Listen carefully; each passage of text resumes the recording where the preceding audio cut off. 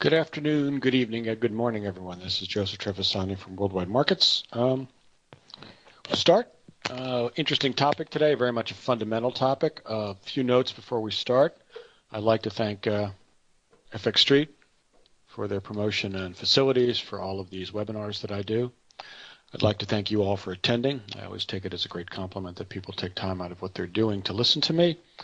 And thirdly, if anyone has any comments, considerations, I always ask for jokes, but I never get any, or anything they'd like to add to the discussion, please just type it into the chat box and I will stop as soon as it's appropriate and take it up. I think that these webinars are far more interesting and far more productive and instructive when there are comments from the people who are listening. So, we did have a little news today, and I thought I'd put that up and talk about it very briefly before we go into today's fundamental topic about inflation. It's been clear for some time, although the actual degree has been disguised, or at least it's not very well known, that the Chinese economy is going through a wrenching period of adjustment. No other government would so actively, although here in the United States, of course, the rhetoric is more subtle, but the purpose has been exactly the same, and that's to promote the growth of the stock market, the levels of the stock market, not growth, level, the ostensible wealth effect. They're doing the same thing in China that they're doing here. Apparently, they're learning the good and the bad of capitalist economy, capitalist policy. So what happened overnight? Well, the Chinese devalued their yuan by 1.9%, almost 2% in one blow. I mean, it's a fixed currency. It's a managed currency. So it trades within a narrow band that the Chinese set. It's one of the biggest, I believe it's the biggest devaluation on record. The Chinese currency has been strengthening for quite a number of years. I didn't bring up a year chart for that. It paused entirely in the aftermath of the financial crisis, then it's resumed gradually since then. The concern about this is not so much its particular reverberations in the currency markets. You can see what happened here. The Asian competitors, the smaller Asian competitors, had the greatest effect. This is the Korean won, shot up right along with it at a little bit of a delay. The euro, which is yellow, less effect. Some effect. It's more or less here. Where's the euro? So about 9.75. It went up about a figure. Okay, that's a lot, but not a tremendous amount. The Japanese yen, the devaluation took place around here. So the yen went from 124.20 up about 60 points, not a tremendous amount at all. The concern that this will engender will be twofold. One, there are already many questions about Chinese statistics. Goal seeking is a rather unpleasantly formulated word, but it's very descriptive. It applies to statistics that are manipulated basically or massaged, seasonally adjusted, if you will, to produce a result that the policymakers want. There are great suspicions this is true in China.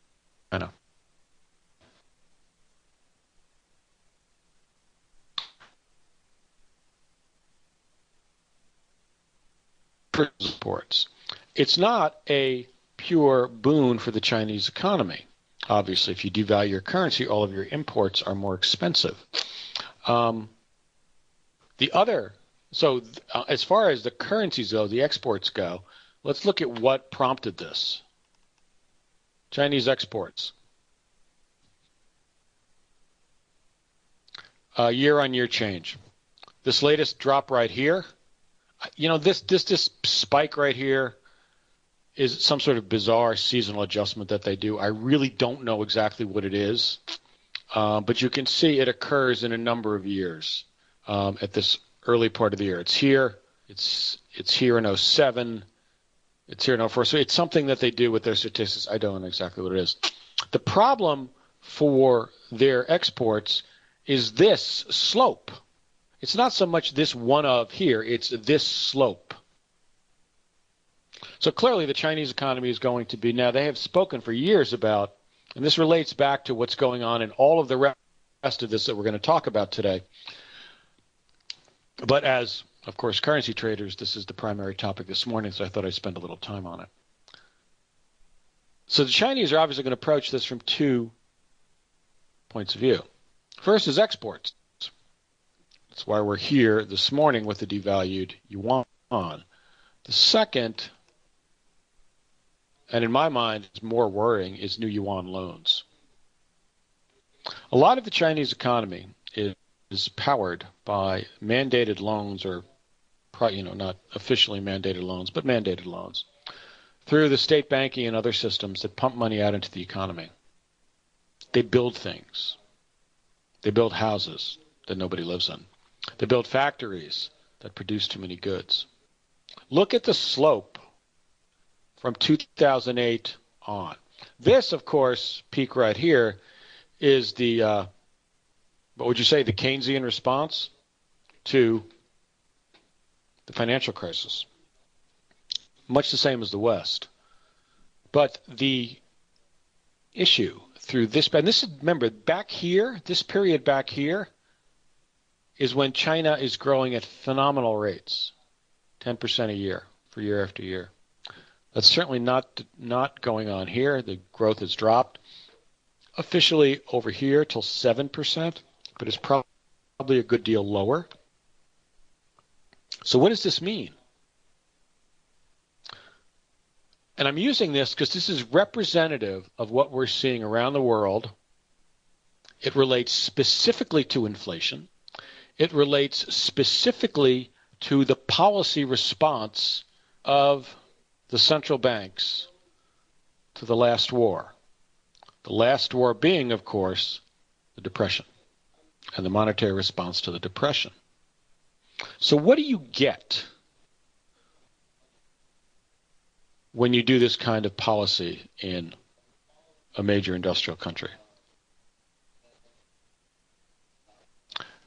One thing that you find in the United States and other Western countries is the loan demand rises and falls with productive uses to some degree. This is also a problem in the United States and the West, but a slightly different problem, but I'll explain that. I'll talk about that in 1 second. What's going on here?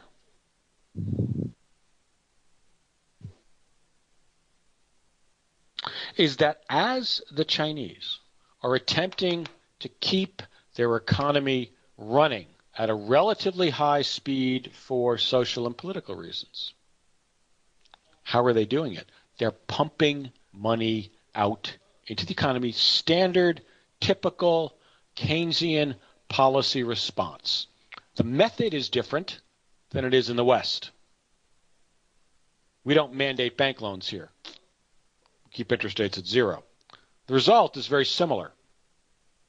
So if I were looking at this chart, I would be concerned about the strength and the durability and the ultimate productivity of the Chinese economy under this type of stimulus. As you have seen, the loans necessary, the amount of money necessary to keep the Chinese economy humming at ever lower rates is increasingly higher. You're getting more money required for less return. You are beyond or at the margins of productive investment. And so what do you get? And this, I'm going to bring this right back to our topic here today.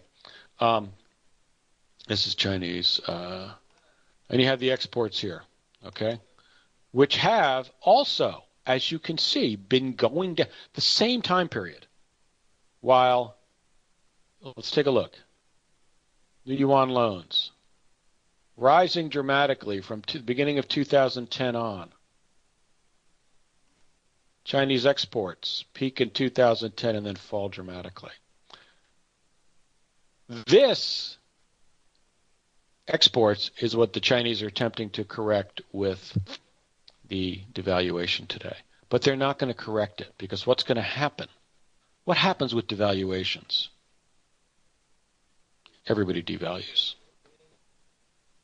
Everybody wants a race to the bottom with currencies. It's not going to work. It will boost the Chinese economy to some degree. How much? We don't really know. Okay, so one other topic here, and then we're going to move on. So new yuan loans. This is going to be the segue, actually, between the two topics. So what happens with all of these new yuan loans? Look at this peak.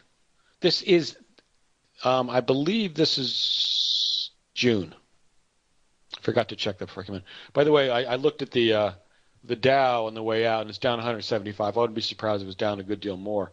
The biggest problem for the world markets in this is, what is this saying about the Chinese and the Chinese economy? Anybody who does any analysis here has got to say, whoa, what are they not telling us? What do they know that is not in the statistics? This is the equivalent or more of Janet Yellen at the next Fed meeting saying, not only are we not going to raise the Fed funds rate, we're going to start a new QE program. This is kind of the equivalent of that as far as its concern, the concern that it displays for the Chinese economy. And everybody should step back and say, whoa. And everybody will step back and say, whoa, what's going on here? That's a technical term from a trading desk. Whoa, who just hit me? Anyway. So what happens with all of this investment? You end up, as in the West, and this is the segue. Here comes the segue. Right now, this is the Bloomberg Commodities Index. What do you get with that type of investment, which is going on here as well? A perfect example is oil price. I've done oil recently, so I didn't bring it up. What do you get with high commodity prices and with cheap money? You get investment. You get mines. You get factories. You get productive capacity that is supposed to be profit-seeking. It's supposed to produce profits. But, as I've mentioned in other webinars, productive capacity, however it is relatively easy to grow. You build a factory, in 3 years it's producing widgets. I wonder if they still use widgets as an example in business school. On the way in, I was listening to the radio, and they were talking about the CFA exam.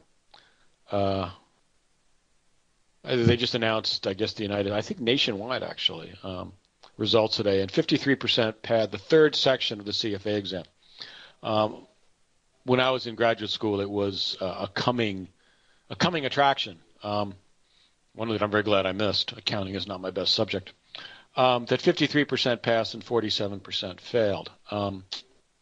So any of you out there who have passed your three sections of the CFA exam, you have my heartiest congratulations and my deep respect.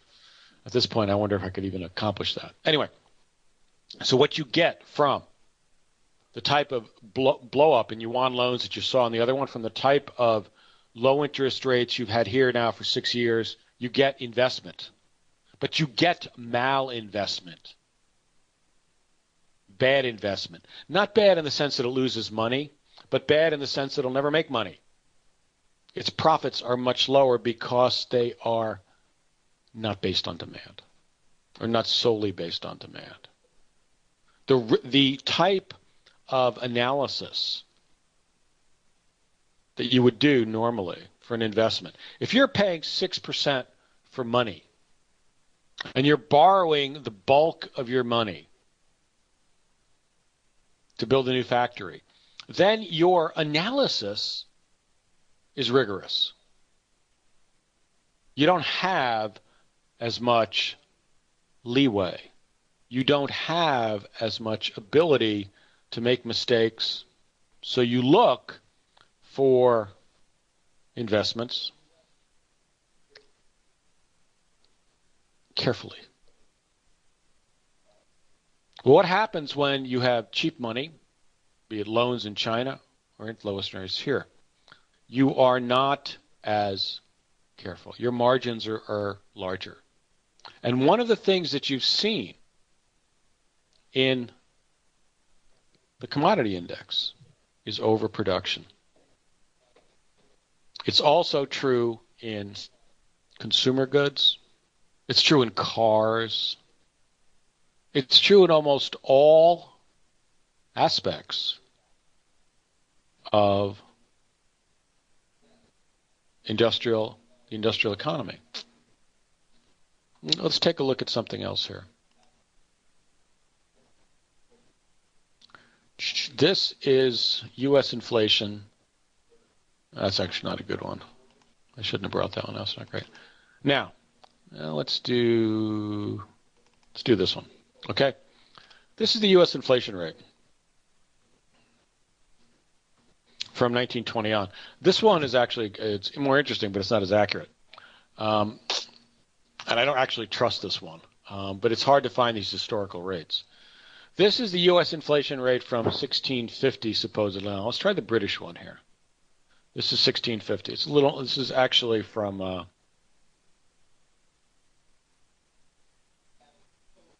There you go. I couldn't find the one from 1265. That's the one I really wanted to do. When you look at the scale of these charts, the prices in Britain historically, I think they're doing it from corn prices, because they have some sort of local records on corn prices going back to like the 13th century. I don't know how extensive it is, but it is at least enough that you can construct a continuity of prices. Now, when you're talking about, say, a period like here from 1750, here, it's, in my mind, debatable as to how much inflation you actually have in a period like this. But the one thing that I think is interesting about this chart is, despite the variation here, you could say 10% up and down with one spike here. I believe this spike right here are the Napoleonic Wars and the onset of the French Revolution. I think that's what it is, or the result from that. But the more interesting thing here is the steady decline over the past 20 years, 30 years in inflation in the West from the policies of the central banks. Okay, let's take a look at this is the most famous example of out of control inflation that there is, and that's the Weimar Republic in Germany after the end of the First World War. There are arguments made that this was deliberate on the part of the Weimar government to inflate away paying out the reparations. I don't know that that's ever been proven, but it's certainly a logical consideration. So, the fear of central bankers is this. Let's look at the U.S. Inflation rate. Let's see what we can get here for the U.S. inflation rate. Okay, this is actually from Bloomberg. Okay, so this is the U.S. inflation rate of 100 years. And this is a pretty good record here. And you can see that from the peak, now the Fed was constituted, I believe, in 1914, 1917, sometime in the first score of years in the 20th century. And if we compare that to, say, the historical, you'll see that inflation in some ways is a creation of government. So let's take a step back. We're dealing with fiat money. And even if it's not fiat money, you can say the same thing for coinage across history. The temptation for governments is always the same. Raising taxes is hard. Debasing the money is easy. The Romans did it in later imperial days time and time again. It doesn't work, but it is a short-term expedient for central banks who, in a fit of good policy from the mid-'80s on, have been quite successful, they think, at controlling inflation. Okay, however, like a trader in a rising market, say an equities market, who makes a lot of money, the temptation is always to lay your success at your own efforts. I've made money not because the market is rising and all you have to do is open a position and you'll make money, but because I'm a good trader. And I know the temptation tremendously, believe me. There is certainly an aspect of that, too, the control of inflation and the demographic changes that have been going on for the past generation. Now, what do I mean by that? Let's look at another chart here. This is the CPI in the United States. I use CPI rather than PCE because, I had an article I was trying to find earlier, and I couldn't actually find it, that was talking about unemployment rates here in the United States, and also because I'm a little wary of the claims in this particular article. But the claims were that the claim is that the assertion is that the United States unemployment rate, and elsewhere around the world, we're particularly talking about the United States, this particular rate right here, the U3 rate, okay, this one, green rate, 5.3, is basically a fabricated rate. The point of this article was that constant changes to the way that the U3 rate that we're quoting, 5.3%, is calculated. The reason it keeps going down. In other words, if the rate was still calculated using the same parameters, who's counted, who's not, as it was in 1980, then this author claimed, and I've not checked this calculation, so I don't know, but I've heard this, but the general idea here I agree with, that the unemployment rate in the United States would be 23%. Now, I don't know if it would be 23. I've also heard 9. I've also heard various other rates. But it is true that the historical improvement that you see in the unemployment rate is manufactured. Another statistic which portrays some of these same problems. When we look at the U.S. economy, the past couple of years, and we listen to the endless blather from the Fed and commentators, of which I participate in because I blather as well, about the state of the U.S. economy. About the only two statistics that portray what appears to be a healthy economy are, no guesses. The first, of course, is non-farm payroll. We could say 3. Let's consider the U3 rate as well. 3, the U3 rate, the unemployment rate, the non-farm payrolls, and of course the equity levels. Equity is driven by liquidity. Let's leave that one out. The other two, the U3 rate and the non-farm payrolls, are the two most adjusted statistics that the government produces. Let's see, where is I'm looking for something here. Let's see if I brought it here. It should be here. Yeah, here it is. Okay, here we go. This is U.S. personal income. If, in fact, and this gets right back to inflation and deflation, if, in fact, the U.S. unemployment rate, the U.S. non-farm payrolls were as buoyant as the government statistics proclaim. You've heard endlessly over the past year and a half. Even Janet Yellen and the people in the Fed are talking about it. Well, we need to have wages a little higher. You need to step back and ask the question, why, in such a tight labor market, are wages not rising? If companies have to compete for employees, how do they do it? Well, they generally pay them more. If they want to retain employees, they retain them higher. They retain them more. Wages are not depicting a robust economy, a robust labor market. Productivity, which is here, the yellow line, is not depicting a robust economy.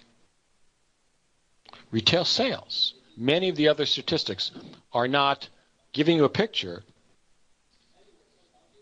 Sort of like, looking at Chinese GDP. Yeah, they say it's great, but is it really there? The amount of seasonal adjustment that goes into the non-farm payrolls is large. They're getting to do the same thing with GDP as well. But anyway, okay, let's take a step back. So we know that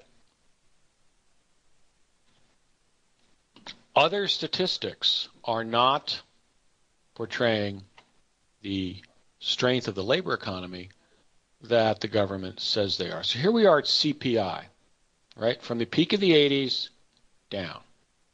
There is no doubt a congruence, a high amount of correlation between the federal funds index interest rates set by, the policymakers at the Fed and inflation. However,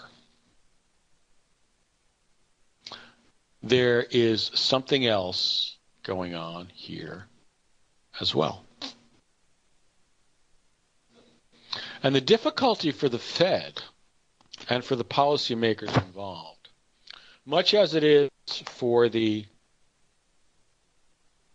trader who thinks that he's a great trader or she thinks it's a great trader because the market is going up, is that it is more than possible, and in my mind quite likely, that a good portion of the decline in inflation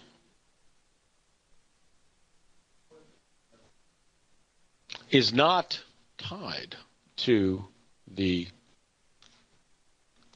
interest rate policy of the Feds. Yes, getting rid of inflation psychology back here, I believe, was tied to that. But the rest could easily, especially since 2000, in my mind, could easily be tied to this. Let's take a look at this. That, of course, is the Bloomberg Commodities Index. How's it tied to this? Because one of the reasons that you are getting a decline in the prices of commodities, of manufactured goods, one of the pressures for deflation, disinflation, is because of the overproduction of many of these things. What prompted overproduction? Da-da-da-da. One of the things is cheap money.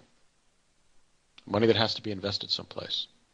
So the Fed's addiction to interest rate policy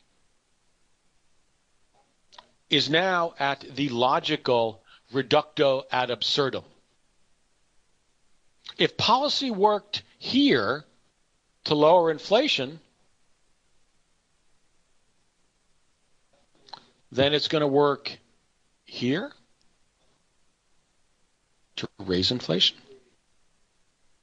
And here we are at the logical end of Milton Friedman's famous comment that inflation is always and everywhere a monetary phenomenon. Apparently, that is not always true.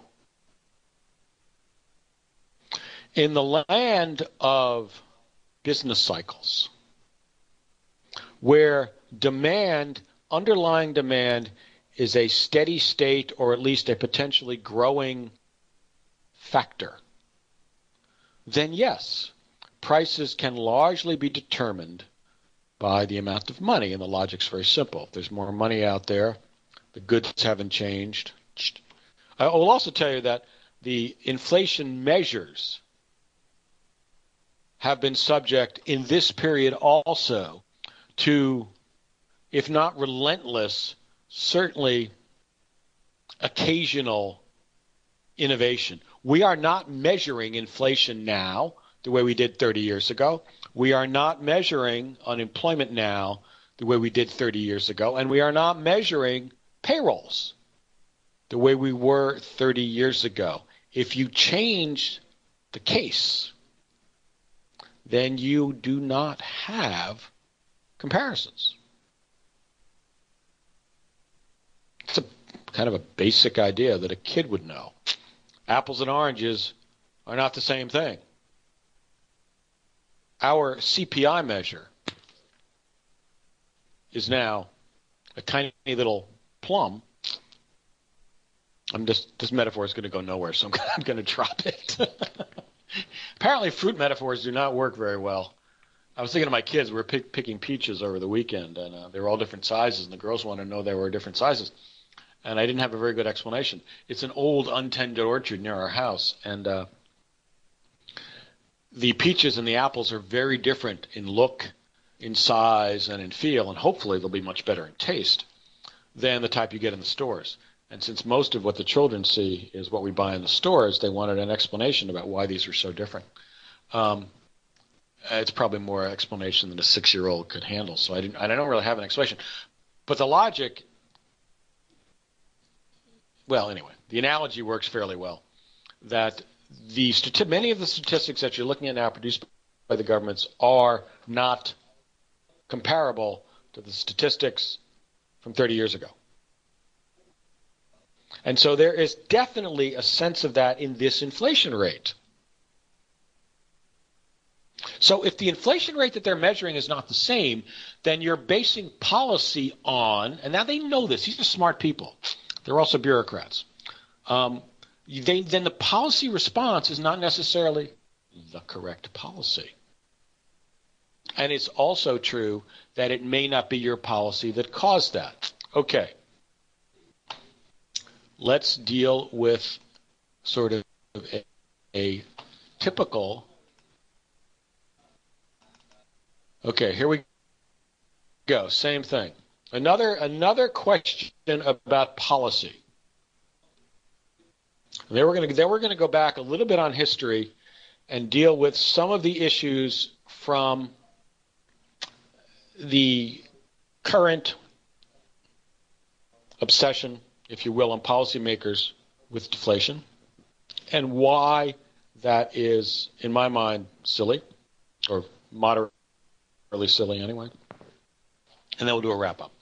Okay, this is PCE, the Fed's preferred inflation rate, but not core. Is this core? No. Is this core? No, it's not. Okay. And then, sorry about that. And Fed funds and the 2% goal. In my mind, what is so sacrosanct about a 2% inflation rate? I know deflation is a terrible, horrible, dangerous, awful thing. Remember the logic behind that. The logic behind that, everybody's going to wait until, prices are lower and they're going to then buy something. And I personally think that that's largely nonsense. The places where that matters are big purchases. Say a house, a car. Those are the two biggest purchases most people make. Nobody, very few people, market time the purchase of their house. They buy houses when they need a house, when they want a bigger house because they have a family, because they're starting a family, and when they think they can afford it, meaning that they're going to be employed, one or two of the people in a marriage, with a reasonable chance of maintaining their employment for the next 20 or 30 years. That's when they buy a house. If that comes about when prices are high, what's the result? Generally, yes, please, ask about anything that you'd like. I don't have any charts for them, but I'll be glad to talk about them. What happens if you want to buy a house, you're ready to start a family or get married or whatever you're doing, but prices are too high? What do? You buy a smaller house. You need a car. Cars are too expensive. What do? You buy a smaller car. So I don't think that the idea that a great deal of consumption, that vast 70% of U.S. or any modern country's economy is really affected by the idea that people think price might actually be a little bit lower. Okay. Let me take one bit out here and answer this currency question because I do encourage questions, which means I have to, of course, also answer them. I think the Chinese are going to be reducing the value of the yuan again. And you will see it considerably lower. You are entering into, I think, a period.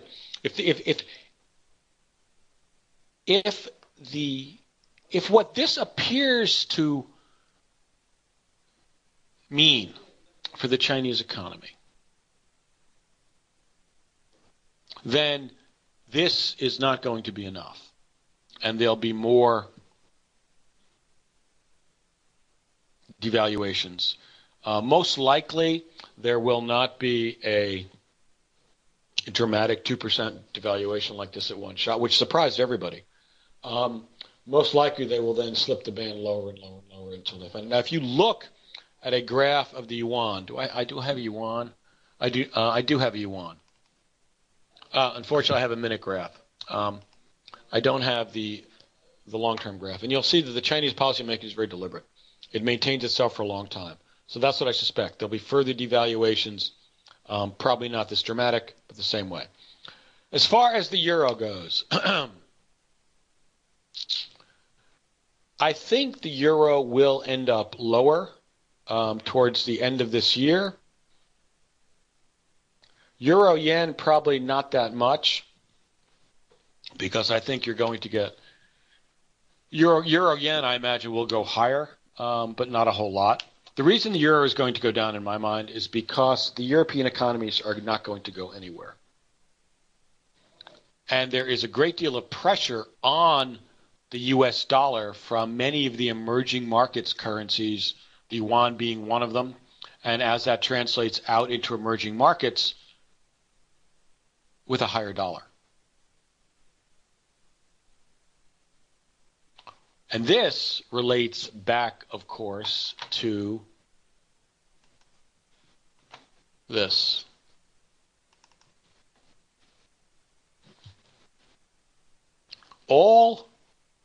Not all, but many of the emerging markets currencies are resource-based economies. Not entirely. Anybody can bring up what's happened in the Australian dollar and the New Zealand New Zealand dollar over the past year. These are resource-based economies. There is a productive glut of many resources. There is also faltering demand. One of the things that happened was, again, the old line about China. If I could sell one pencil to everyone in China, I could buy a spaceship and explore the universe. I'd make a lot of money. And there was an enormous buildup of resource extraction industries based on two things: cheap money and anticipation of emerging markets demand, primarily China. If those things don't turn out to be true, and they're looking like they're not turning out to be true, at least not in the short term and maybe the medium term as well, then you have the reaction that you're seeing. Okay, so back to inflation. The analysis, and that famous New York Times columnist Paul Krugman, whom I no longer read, his fame came, I think, originally from an analysis of monetary policy during the Depression. And one thing that did happen is that the policy response to the Depression was, as we would consider now, inappropriate. Money was tightened rather than loosened money, and that probably made things worse. And I think that's probably true, in the sense that the policy response to a crisis can and should be differentiated from general policy response. Now, there is the same sense. There is, to my mind at least, an overall sense of monetary policy in that there isn't a lot. Monetary policy has very few tools. Basically has one tool: interest rates. Interest rates are not, as I think they'd say in mathematics, a second derivative. I don't know if there's any mathematicians out there and I'm wrong. Send me a note. I may very well be. I listen to Tom Keene on Bloomberg here in the morning on the way in their show. I forget the name of it. And he's very smart and knows math. But my point being that part of the demand, the problem, as the analysis stems from the Depression, that yes, it is true that the correct policy response was probably not the one they used. The correct policy response was probably, as the Fed under Bernanke did after the 2008 crisis. I'll be glad to get to those two. Just give me a second. To flood the market with money and hope for the best. The problem was that's a response. But the problem was not originally tight money. The problem is the collapse in demand. The problem in the 30s was the loss of jobs and the collapse in demand. You can't create demand with monetary policy. As a matter of fact, if monetary policy is kept too low, then for too long, then you end up with investment that serves the same purpose. It ends up bringing far more productive capacity online, which by creating more products, more mines, has a result of lowering prices. The $100 oil that we saw well after, in 2010 and 2011, well after the peak of 140, was one of the, if not the, prime ingredient in the collapse of oil prices. Because what did it do? It brought on all the U.S. shale production. And production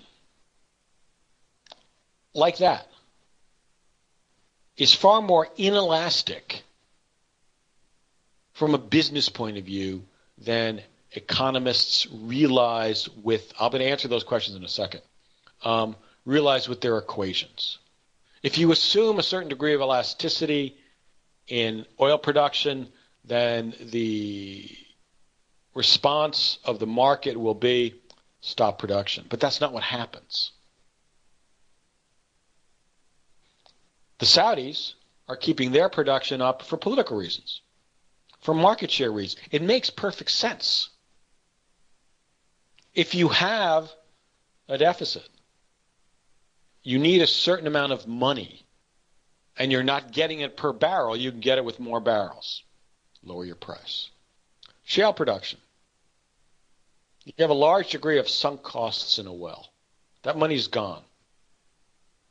The only way to recoup even some of it, even at a lower price, is to continue to pump oil, because the marginal production cost of a barrel of oil, once the capital is invested to make the well function, is minimal. So you keep pumping oil. So you don't get this dramatic fall in production that in an economist's equation serves to keep prices higher. It's not what has happened. Okay. And part of this is a result that, to tie this back to it, let me just finish this and then I'm going to answer these questions. The policy response to the financial crisis has, to a greater degree than I think the Fed, certainly publicly, and others realize. Although, look, if you think about it right now, the Fed is absolutely insistent that they're going to raise rates, as insistent as they can be, in September. Why? What of their mandates a rate increase? Job market is clearly not running away with itself. You know how we know that? Because wages aren't going up. Yes, the unemployment rate may be 5.3%, but whatever. They said the actual rate doesn't matter. And there is no inflation. So what particular reason, from its policy point of view, is the Fed insistent on raising rates? I haven't said anything about it. Every once in a while somebody mumbles something about malinvestment and problem, bubbles and stuff like that. But I think what they're talking about, and they're beginning to realize, is that the policy response, the prolonged policy response to the financial crisis and to inflation, what they consider too low interest rates, has in a very perverse sense produced price declines, because its result is to bring on all sorts of capacity, which then serves to lower prices. And you're seeing that absolutely in the commodity markets here. So I think that, and the Fed is, because if you, as I said, if you think, I just want to repeat it again, because I don't think this is very much out there as an idea, but I think the Fed is, let me go through it again. I like doing this. Sorry. I'll answer these questions in a second. I haven't forgotten. And just for seconds, Adinda, are we running on 45 minutes or an hour today? Just type it in so I'll know. In our fascinating world, Adinda, the woman who hosts these webinars, operates out of Indonesia. I operate out of New Jersey. And everybody is scattered all around the world. So this is our planet. So the policy response, remember, the Fed's mandates, since everybody's focused on the Fed, are jobs, employment, and inflation. Neither one warrants an increase. Jobs are not running away with anything. How do we know that? Because there's no wage inflation. None. Employers are not competing. I don't care what they say about the unemployment rate. Employers are not competing for jobs. Otherwise, they'd have to pay more. Inflation. Well, there kind of is no inflation. So if the two mandates that the Fed is instructed by the government to pay attention to do not indicate the need for a rate increase, why is the Fed so bent on a rate increase. Normalization? Who knows what normal rates are supposed to be? And since when is normalization a policy goal? I think there are two reasons. One is they're realizing that lower rates, the low rates that have been had for so long, are a contributing factor to the problem that they're talking about. And two, sooner or later, there's going to be a recession. And if the Fed doesn't have higher rates in a recession, what are they going to do? I don't know. Maybe they're going to play something on a kazoo. Sorry. Do and kazoo. That's where I got that from. Okay, let me answer these questions. Preparing to go down. Is the euro preparing to go down? I don't know when it's preparing to go down. You know the old line, never you give them a rate or a time, but never give them both. So yes, I do think the euro is going to finish lower this year. I think it's going to finish probably below its earlier lows of about 104.80, if I remember. I don't exactly have a good sense about when it's going to go down, but I think it will.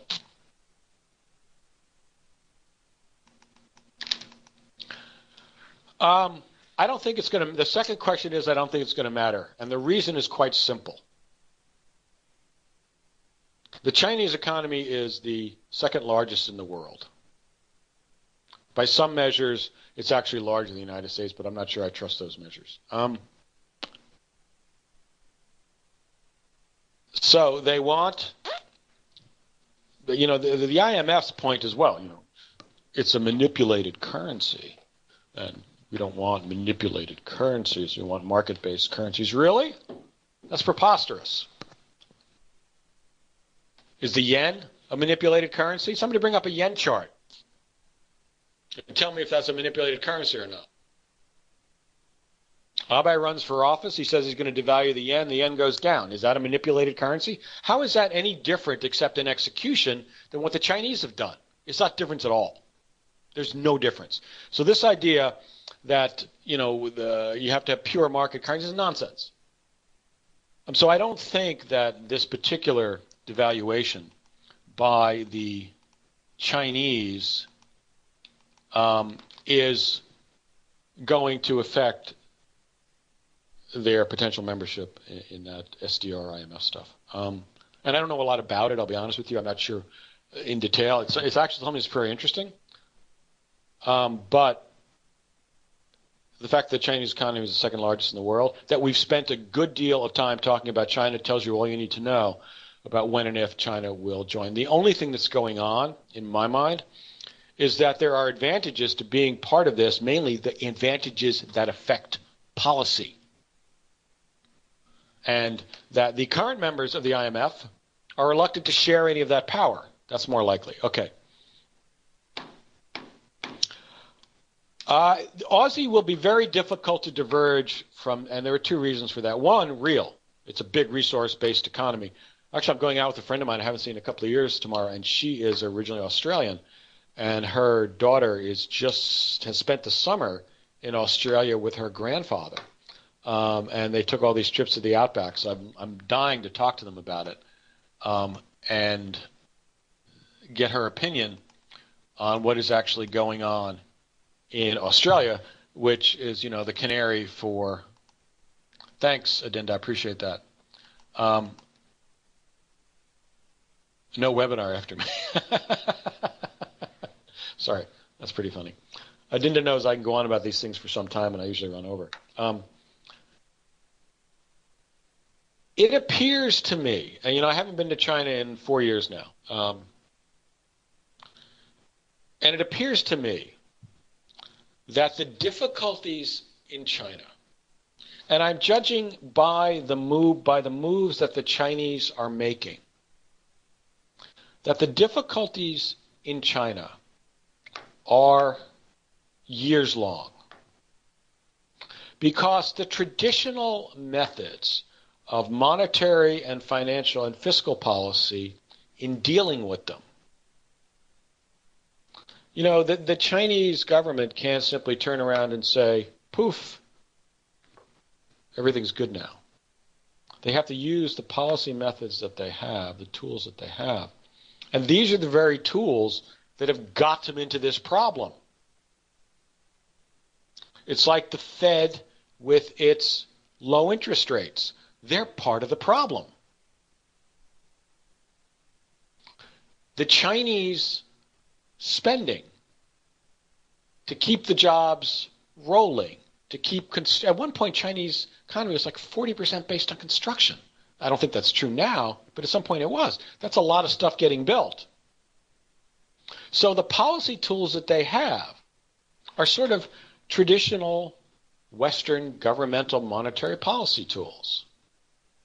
Not exactly the same, but the idea is the same. You put money out into the economy, it'll have an effect, hopefully. Put money out in the economy, create inflation. Hopefully, yes, maybe.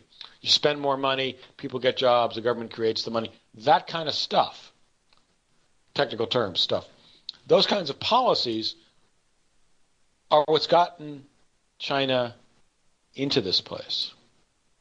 So those policies are not going to do what's necessary. If you have lack of inflation, if you consider that a problem, I actually don't anywhere to the same degree that the Fed apparently does. Part of that reason, of course, it has to do with government debt, but that's another story entirely.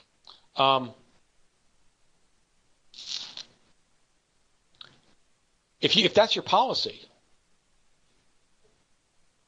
then you don't have a lot of choice about what to do. If you need inflation, the logic doesn't follow below zero. 1% good, 0% better, negative 2% best does not work as monetary policy. So both the Fed and I think the Chinese government are, now it's always, far more emotionally satisfying, at least to me, to look at things and be an Armageddonist, and I'm always wary of that. But what's going on in both of these economies is an enormous degree of manipulation of the economy by the governments with inadequate tools and without discipline. What capitalist economies do is require discipline. Businesses need to fail. People need to lose their jobs. It's not something that is easily defined and supported by politicians. A politician can go out there and say, you know what, there's been way too much investment here. People just need to lose their jobs and suffer for a while. You can't say that. So the natural policy response is to try and fix it. But and when you're in the middle of a normal environment, a normal business cycle, that works. Policy's counter-cyclical, it goes up and down, but we are not there. The excesses of both the Chinese government and Western governments, particularly the United States I'm talking about, although different, are a large part of the problem. And so that is why I think that this adjustment is going to be more painful and perhaps more dangerous than it appears on the surface, certainly in China, because China's economy, at least in its judgment, in its assessment, is less open. Yes, it is true, I think, that the membership of the yuan to the SDR and the IMF would bring a strengthening. There has been a natural occurrence. If you look at a long-term chart of the yuan, you'll see a steady appreciation of the yuan.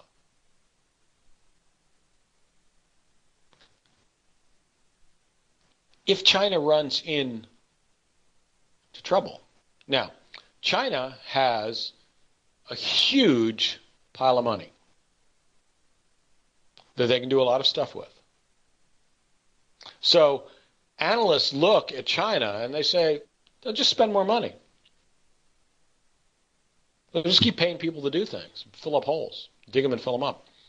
But that doesn't actually do anything to adjust the economy to a new way of doing business. I think what we're looking at overall here, and this is actually the source of deflation, this is back to the concerns about inflation and the theory of desirable inflation, is that the policies and the natural development of the world economy over the past 30 years, in in a capitalist sense, meaning that all of the things that have been done to develop economies, to bring money to people, have created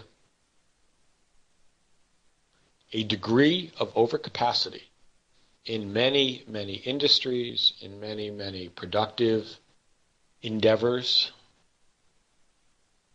that serve to bring down prices.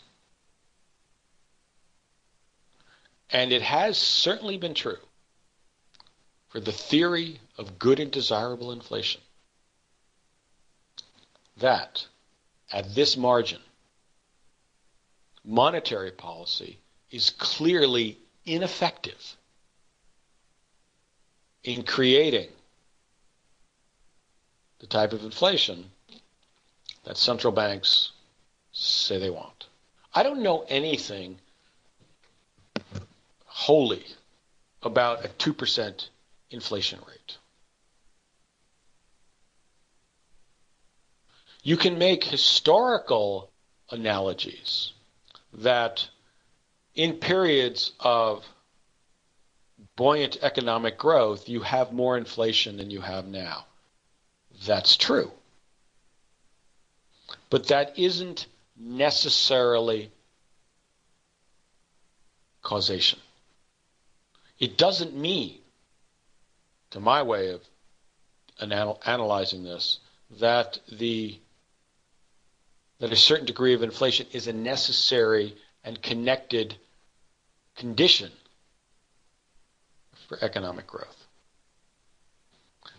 Okay, folks, I have run over as usual. I thank you all heartily and very much for attending. I hope this was interesting. We did actually kind of cover the question.